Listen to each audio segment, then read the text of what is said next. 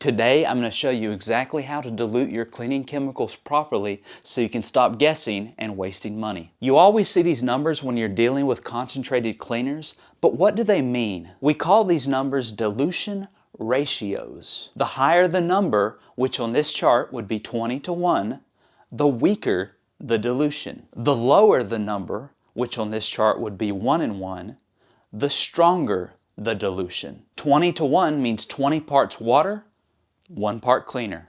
1:1 means 1 part water, 1 part cleaner. I'm going to make this super simple for you. Let's pick one we want to do.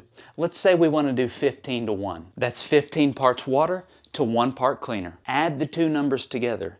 15 plus 1 equals 16. Now take the total capacity of whatever spray bottle you're going to use, which in this case is 32 ounces. This is a 32-ounce spray bottle. Divide that number, 32 by 16.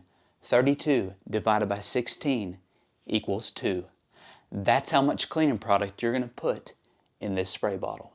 And the rest, you're going to fill up with water. Let's do another one. Let's pick a stronger dilution, 7:1. Take 7 plus 1 equals 8. Now take the total capacity of your spray bottle, 32 ounces. 32 divided by 8 equals 4. That's 4 ounces of your cleaning chemical in this bottle, and fill the rest up with water and you're done. This method works with any bottle size and any dilution ratio. The math is always the same.